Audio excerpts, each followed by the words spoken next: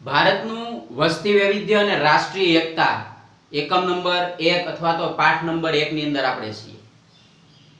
ગયા લેક્ચરની અંદર ભારતનું સાંસ્કૃતિક વૈવિધ્ય જોયું, જેની અંદર પોશાક, ધર્મ, ભાષા, રીતિ રિવાજો, પરંપરાઓ, જીવન નિર્વાહની રીતો એના વિશે ચર્ચા કરી.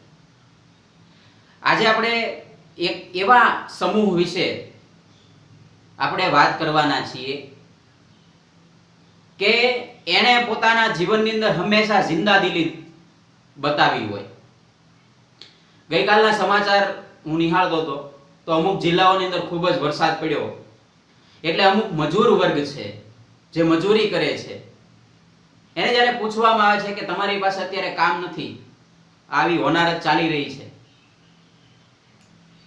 તો તમે શું કરો છો? તો એ મદદ માંગવાને બદલે એવું કહે છે કે અમને કોઈ કામ આપી દો, ખાલી અમે મજૂરી કરવા તૈયાર છીએ. અને આ જ ભારતના નાગરિકો જે છે, આ જ ભારતના નાગરિકોની એ ખુમારી છે, એ દર્શાય છે. આ વંચિત સમૂહો છે એટલે આપણે એમ માની લઈએ કે એ વંચિત છે એટલે એની પાસે કશું જ નથી. નહીં, એની પાસે બધું છે. પણ વંચિતનો ખરેખર અર્થ અથવા તો અર્થ એવો થાય કે એને કશું મળ્યું નથી, કશું ગુમાવ્યું છે, એ એને આપવાની જરૂરિયાત છે. એ જરૂરિયાત પહોંચતી કરવા માટે તે ભારતના બંધારણની અંદર ભારતના ઘડવૈયાઓએ ઘણી બધી જોગવાઈઓ કરી છે. એના વિશે પાઠ નંબર 2, પાઠ નંબર 3 ની અંદર આપણે વિશેષ ચર્ચા કરશું. પણ અત્યારે એક બાબત અહીંયા સ્પષ્ટ જોવાની છે કે પહેલા તો વંચિત સમૂહો એની અંદર કોનો કોનો સમાવેશ થાય. ખાસ કરીને જે લોકો સરકારી પરીક્ષાઓની તૈયારી કરે છે એની માટે તો ખૂબ જ મહત્વનો લેક્ચર, ખૂબ મહત્વનો લેક્ચર થવાનો છે અને લેક્ચર જોવાની ખરેખર મજા આવશે. તમે બધા જોડાયેલા રહો અમારી સાથે. હવે આપણે આપણા મુદ્દાની અંદર આગળ ચાલીએ. તો હવે જો મિત્રો, વંચિત સમૂહોની આખી વાત કરવાની છે. તો પહેલા તો વંચિત સમૂહોની મેં થોડીક બાબતની ચર્ચા કરી. હવે જો એના વિશે પહેલા માહિતી લઈએ તો વંચિત સમૂહોમાં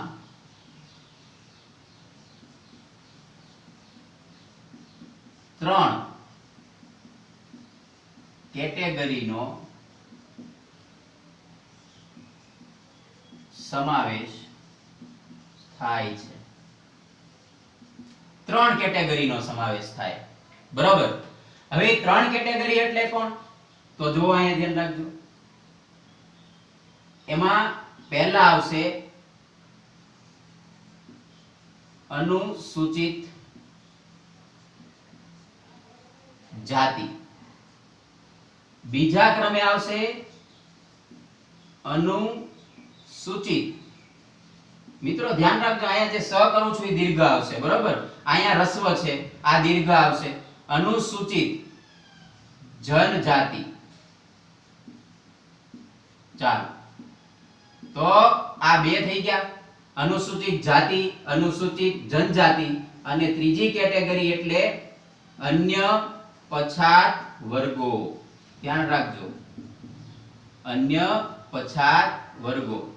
હવે આ તો વાત થઈ કે બંધારણની અંદર આની માટે આવા શબ્દો વપરાયેલા છે. તો એના પાછા અંગ્રેજી શબ્દો પણ છે. એને કદાચ બીજા પંચ જ્યારે ગોઠવ્યું છે તો એ નામે પણ ઘણી વખત ઓળખાતા હશે. સ્થાનિક લેવલે પણ એને અલગ અલગ નામે બોલાવવામાં આવતા છે. આવું બની શકે, પણ બંધારણ પ્રમાણે આને આ રીતે બોલાય. તો તમને અહીંથી સવાલ પૂછાય કે વંચિત સમૂહોમાં કેટલી કેટેગરીનો સમાવેશ થાય છે? તો જો વંચિત સમૂહોની અંદર ત્રણ કેટેગરીનો સમાવેશ થાય છે: અનુસૂચિત જાતિ, અનુસૂચિત જનજાતિ અને અન્ય પછાત વર્ગો. ચાલો હવે એને જોઈએ, એના વિશે થોડું. તો અનુસૂચિત જાતિ જે છે એને આપણે ટૂંકમાં અંગ્રેજીમાં શેડ્યુલ કાસ્ટ તરીકે ઓળખશું અને એને ટૂંકમાં કહેવાય એસસી, શેડ્યુલ કાસ્ટ, બરાબર. એવી જ રીતે અનુસૂચિત જનજાતિ છે તો અનુસૂચિત જનજાતિને શેડ્યુલ ટ્રાઇબ, એટલે એને કહેશું એસટી. એસ એટલે સનો એસ અને ટ્રાઇબલ એટલે એસ ટી, અહીંયા ટી નો ટી. ચાલો, તો શેડ્યુલ કાસ્ટ એટલે એસસી, શેડ્યુલ ટ્રાઇબલ એટલે એસટી, અને છેલ્લું જે છે એને કહીશું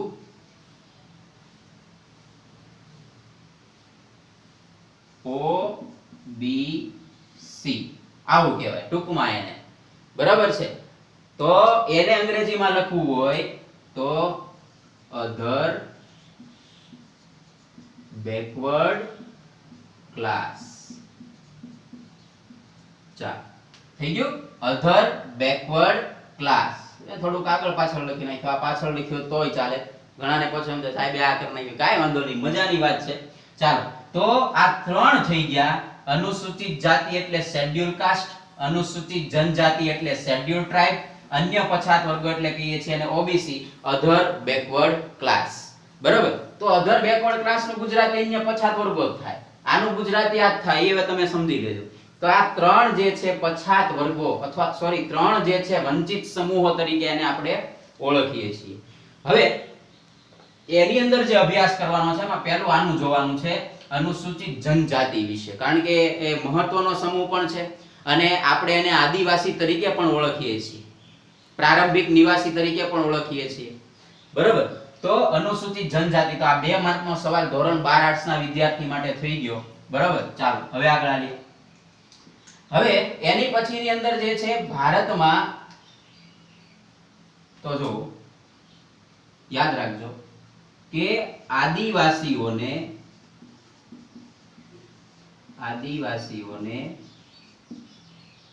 અનેકવિધ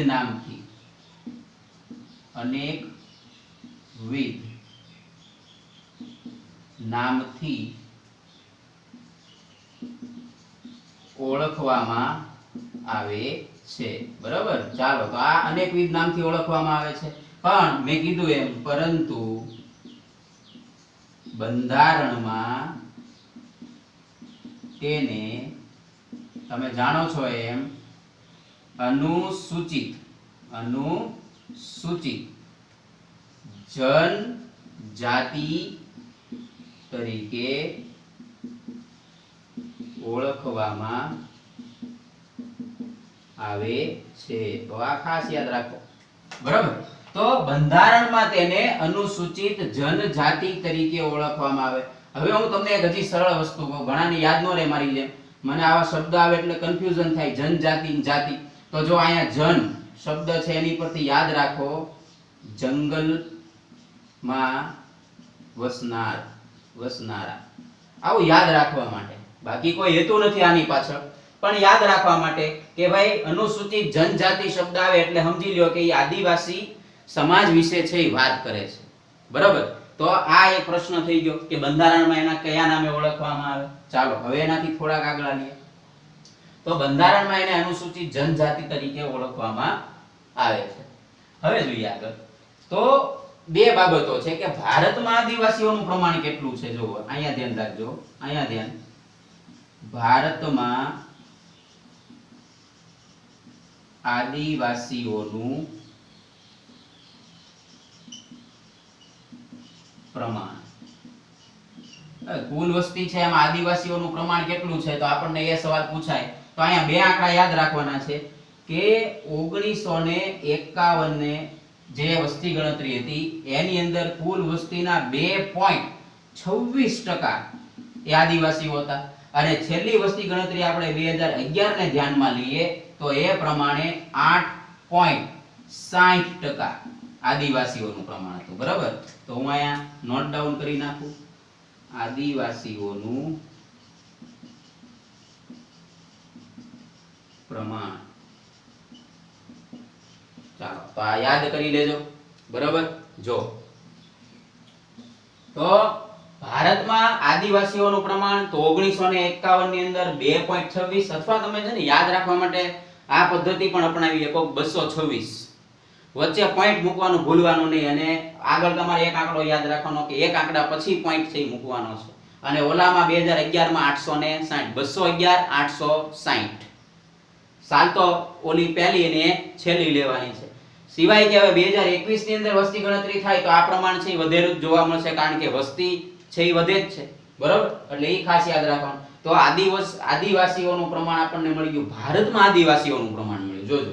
ચાલો, તો આ વાત થઈ ગઈ. તો ફરી વખત જો વંચિત સમૂહમાં 3 કેટેગરીનો સમાવેશ થાય: અનુસૂચિત જાતિ, અનુસૂચિત જનજાતિ અને અન્ય પછાત વર્ગો. તો અનુસૂચિત જાતિ જે છે એને કહેવાય શેડ્યુલ કાસ્ટ, અનુસૂચિત જનજાતિ છે એને કહેવાય શેડ્યુલ ટ્રાઇબ, અને અન્ય પછાત વર્ગો જેને કહેવાય ઓબીસી, અધર બેકવર્ડ ક્લાસ. બરાબર. હવે ભારતમાં આદિવાસીઓનું પ્રમાણ 1951 અને 2011 ના સંદર્ભે આપણે ખાસ યાદ રાખવાનું રહેશે. ચાલો, હવે થોડાક આગળ આવીએ એનાથી. તો જોજો, હવે અહીંથી પાછો સવાલ એ પૂછાય કે ભાઈ અહીંયા આપણને કુલ પ્રમાણ ભારતનું તો મળી ગયું. ભારતમાં આદિવાસીઓની કુલ વસ્તી કેટલી છે એ પ્રમાણની આપણને ખબર પડી ગઈ. પણ હવે જે પ્રમાણ મેળવવાનું છે કે ભાઈ ભારતની અંદર, ભારતના સંદર્ભમાં ક્યાં ઠેકાણે અને કેવી રીતે આદિવાસીઓ ફેલાયેલા છે. બરાબર. ઓકે, તો હવે જોઈએ. તો એની અંદર સૌથી વધુ અને સૌથી ઓછા ખાસ યાદ રાખવાના રહે આપણે. બરાબર. તો જો ભારતની અંદર, તો અહીંયા આપણે પોઈન્ટ લખીએ. ભારતના જો બધા રાજ્યોની અંદર આદિવાસી રહે છે એવું નથી. બરાબર. પરંતુ ભારતના મોટા ભાગના રાજ્યમાં આદિવાસીઓની વસ્તી વત્તા ઓછા પ્રમાણમાં જોવા મળે છે. બરાબર. આ પોઈન્ટનું એટલું મહત્વ નથી, પણ આપણને ખબર હોય છે મોટા ભાગના રાજ્યમાં આદિવાસીઓની જે છે વસ્તી વત્તા ઓછા પ્રમાણમાં જોવા મળે છે. બરાબર. તો હવે જોઈએ. તો ભારતમાં રાજ્યવાર આદિવાસીની સૌથી વધુ વસ્તી, મોસ્ટ આઈએમપી ધ્યાન રાખજો કે ભારતમાં રાજ્યવાર આદિવાસીઓની સૌથી વધુ વસ્તી. હવે જ્યારે સૌથી વધુ આવે એટલે સમગ્ર ભારતના સંદર્ભમાં જ આપણે લઈએ છીએ. બરાબર. તો સૌથી વધુ વસ્તી મિઝોરમ, ધ્યાન રાખજો, મિઝોરમ રાજ્યમાં જોવા મળે છે. ચાલ, તો આ બાબત અહીંયા પહેલી થઈ ગઈ. તો જો કે ભારતમાં રાજ્યવાર આદિવાસીની સૌથી વધુ વસ્તી મિઝોરમ રાજ્યમાં જોવા મળે છે. બરાબર. હવે આ વસ્તી ગણતરી ન થાય ત્યાં સુધી, જો વસ્તી ગણતરી થાય ફરી વખત જો મિઝોરમની અંદર જ જોવા મળે તો પાછો એ જ જવાબ આવે. પણ હાલ પૂરતું તો આપણે યાદ રાખવાનું મિઝોરમ, 7 સિસ્ટરનો એક રાજ્ય છે મિઝોરમ, અને મિઝોરમનું પાટનગર છે આઇઝોલ. બરાબર. ચાલો, તો મિઝોરમની અંદર છે. બરાબર. હવે અહીંથી જો બહુ ડીપમાં પૂછી નાખે તો આની અંદર તમારે યાદ રાખવાનું કે 94.97% વસ્તી છે. કેટલી? 94.97% વસ્તી છે મિઝોરમની અંદર આદિવાસીઓની છે. એનો મતલબ એમ થયો કે દર 100 વ્યક્તિએ જે છે 95% લોકો કેવા છે તો કે આદિવાસી છે. આમ તો 95 કહીએ કે કારણ કે 94.97% છે એટલે. બરાબર. તો આટલી વસ્તુ થઈ. હવે જો આગળ જઈએ. હવે જો અહીંયા આપણને કીધું કે સૌથી વધુ, તો સૌથી વધુ મિઝોરમમાં છે. તો એવી જ રીતે સૌથી ઓછી હોય તો હવે જો અહીંયા લખી નાખીએ. અને ભારતમાં સૌથી ઓછી આદિવાસીઓની વસ્તી. હવે આપણે સૌથી ઓછી લઈ લઈએ. તો સૌથી ઓછી વસ્તી જે છે એ યાદ રાખજો ઉત્તર પ્રદેશમાં છે. બરાબર. સૌથી ઓછી વસ્તી ક્યાં છે? ઉત્તર પ્રદેશની અંદર છે, અને એની વસ્તી છે 0.57%. ચાલો, તો આ બે થઈ ગયા. ઓકે.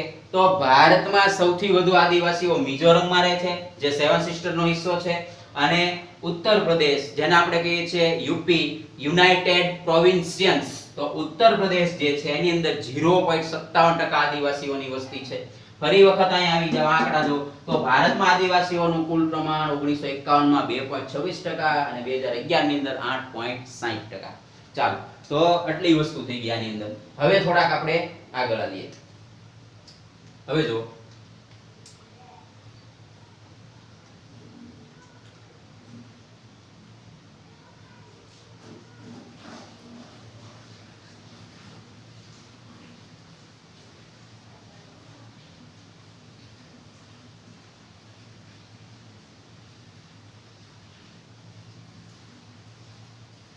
ઓકે, ચાલો ઉતાવળ ન કરો. આ કઈ આપણે હસી મજાકનો વિડિયો છે એવું નથી. આમાં રસ જાળવવો પડે, આપણે જળવાઈ ન રહે પણ આપણે રસ જાળવવાનો છે. હવે આટલી વસ્તુ થઈ ગઈ. હવે થોડાક આગળ આવીએ તો હવે જો થોડુંક બધું હજી આપણે જોઈએ તો ભારતમાં આદિવાસીઓની વસ્તી. હવે જો ભારતમાં કયા કયા રાજ્ય ને કયા કયા કેન્દ્ર શાસિત પ્રદેશમાં આદિવાસીઓ વસવાટ કરે છે એ આપણે નોંધ કરવાની છે. તો પહેલું તો આપણને ખબર જ છે કે ભાઈ પહેલું જે રાજ્ય આપણે લખ્યું છે એ જ રાજ્ય આવશે. તો એની અંદર એક યાદ રાખો, મિઝોરમ, જે ખરેખર તો પહેલા નંબરે છે. એવી જ રીતે નાગાલેન્ડ, આ રીતે સેવન સિસ્ટર નો દિશો છે, બરાબર, આપણે બધા જાણીએ છીએ. પછી એવી જ રીતે નાગાલેન્ડ પછી આવશે અરુણાચલ પ્રદેશ. આ પણ સેવન સિસ્ટર નો દિશો છે, ખાસ યાદ રાખજો, અરુણાચલ પ્રદેશ. પછી અહીંયા આપણે થોડુંક અલગથી લખી નાખીએ, દાદરા નગર હવેલી, બરાબર, દાદરા નગર હવેલી. અને એક હજી કેન્દ્ર શાસિત પ્રદેશ છે લક્ષદ્વીપ. તો આટલા જે છે બે કેન્દ્ર શાસિત પ્રદેશો, બરાબર. તો બે કેન્દ્ર શાસિત પ્રદેશો કયા કયા થઈ ગયા? દાદરા નગર હવેલી ને લક્ષદ્વીપ. અહીંયા થઈ ગયા મિઝોરમ, નાગાલેન્ડ અને અરુણાચલ પ્રદેશ. આ પૂર્વોત્તર ભારત છે. તો પૂર્વોત્તર ભારતના 3 રાજ્યો, એટલે કે સેવન સિસ્ટર જ યાદ રાખવાના. સેવન સિસ્ટર એટલે 7 બહેનો તરીકે જે રાજ્યો ઓળખાય છે, બરાબર. તો એની અંદર અને દાદરા નગર હવેલી ને લક્ષદ્વીપ. ચાલો, તો આની અંદર જ તે ભારતમાં આદિવાસીઓની વસ્તી છે જોવા મળે છે. હવે જો અમુક ઠેકાણે જોવા મળતી હોય પણ એને ટકાવારીમાં ગણતરી ના આવી, વસ્તી ગણતરીમાં કદાચ આવી ન હોય, એવું પણ બની શકે છે. પણ આપણે અત્યારે આ 100% સાચું છે એમ માનીને આગળ ચાલવું પડશે. ચાલો, તો આટલી બાબતો અહીંયા થઈ ગઈ. હવે બીજો પોઈન્ટ એની પછીનો બહુ મહત્વનો આવે, તો જો ધ્યાન રાખજો. હવે આપણા રાજ્યનું આવે, ગુજરાત રાજ્યમાં આદિવાસીઓનું પ્રમાણ. તો આ પૂછી એકાય, બરાબર, પૂછાય તે. અહીંયા હાર્ટબીટ દોરી નાખું. ચાલો, તો ગુજરાત રાજ્યમાં આદિવાસીઓનું પ્રમાણ અત્યારે આપણે ભારતમાં તો ભારતમાં સૌથી વધુ ક્યાં? મિઝોરમમાં. સૌથી ઓછું ક્યાં? ઉત્તર પ્રદેશ રાજ્યની અંદર. હવે આપણે આવી જઈએ ગુજરાતની અંદર, કારણ કે આપણે ગુજરાત સરકાર લાગુ પડે છે. તો ગુજરાતની અંદર જે છે ક્યાં છે? તો હવે એના વિશે જોવાનું છે. તો જો એમાં પહેલો પોઈન્ટ એવો પડે કે ગુજરાતમાં સૌથી વધુ આદિવાસીઓની વસ્તી તમે બધા જાણો છો ડાંગ જિલ્લામાં, બરાબર. જો ભારતની અંદર ગુજરાતની અંદર સૌથી વધુ વસ્તી જે છે આદિવાસીઓની કયા જિલ્લામાં છે? તો કે ભાઈ ડાંગ જિલ્લાની અંદર છે. 94.65%, બરાબર. જો આ જે આપણે હમણાં અહીંયા જોયું તો અહીંયા કેટલી હતી? 94.97%. એવી રીતે ડાંગ જિલ્લાની અંદર 94.65% ગુજરાતના સંદર્ભમાં સૌથી વધારે છે. અને એવી જ રીતે જોઈએ તો ગુજરાતમાં સૌથી ઓછી આદિવાસીઓની વસ્તી, બરાબર. આપણો જિલ્લો અત્યારે તો ક્યાં ઠેકાણે? તો કે ભાઈ ભાવનગર જિલ્લામાં જો ધ્યાન રાખજો, જો ડાંગ જિલ્લામાં સૌથી વધુ, જો આ સૌથી વધુ, સૌથી ઓછી, ઘણા ના લાઈન લખી છે તોય કંટાળો ચડતો હોય છે એમ કે આ હેઠે છે તો લખી નાખો ને ભાઈ હવે અહીંયા ધ્યાન રાખવાનું. તો જો આદિવાસીઓની વસ્તી ભાવનગર જિલ્લામાં, બરોબર, તો આ આદિવાસીઓની વસ્તી ભાવનગર જિલ્લામાં સૌથી ઓછી છે, બરોબર, અને સૌથી ઓછી એટલે કે કુલ વસ્તીનું જે પ્રમાણ જોવામાં આવે તો 0.32%, બરોબર. તો આ બે પ્રશ્નો અહીંયા થઈ ગયા. હાલો હવે ફરી વખત જોઈએ તો ભારતમાં આદિવાસીની સૌથી વધુ વસ્તી ક્યાં? મિઝોરમમાં. સૌથી ઓછી વસ્તી ક્યાં? સૌથી ઓછી વસ્તી ઉત્તર પ્રદેશમાં. ગુજરાતના સંદર્ભમાં ક્યાં? સૌથી વધુ ડાંગની અંદર અને સૌથી ઓછી ભાવનગર જિલ્લામાં, બરાબર. ચાલો તો આટલી વસ્તુ થઈ ગઈ. જો આ ખાસ યાદ રાખો, આદિવાસીઓના જે રાજ્યો છે અને કેન્દ્ર શાસિત પ્રદેશ, એક મિઝોરમ, એક નાગાલેન્ડ, એક અરુણાચલ પ્રદેશ. કેન્દ્ર શાસિત પ્રદેશના સંદર્ભમાં જોઈએ તો દાદરા નગર હવેલી અને પાંચમું છે એ છે લક્ષદ્વીપ. તો લક્ષદ્વીપ જે છે, દાદરા નગર હવેલી ગુજરાતમાં આવેલું છે. કેન્દ્ર શાસિત પ્રદેશ છે દમણ અને દીવ અને દમણ, અને એક આવે દાદરા નગર હવેલી, તો એ ગુજરાતની અંદર છે. પછી લક્ષદ્વીપ, તો લક્ષદ્વીપ જે છે તમે જો કેરળની પશ્ચિમ દિશામાં આવેલું છે લક્ષદ્વીપ, અને આપણો કેન્દ્ર શાસિત પ્રદેશ છે અને ટાપુ પણ છે. ઓકે, તો આટલી બધી જે માહિતી છે ખૂબ ખૂબ મહત્વની છે, ખાસ ધ્યાન રાખજો. આની અંદર ભૂલાવું જોઈએ નહીં, કોઈ ભૂલ થવી જોઈએ નહીં. ચાલો, તો આ વાત થઈ આદિવાસીઓની. હવે આને તમે હજી એક બે વખત જોઈ લો, નિહાળી લો, બરાબર, પછી આપણે એને રફ કરી નાખીએ.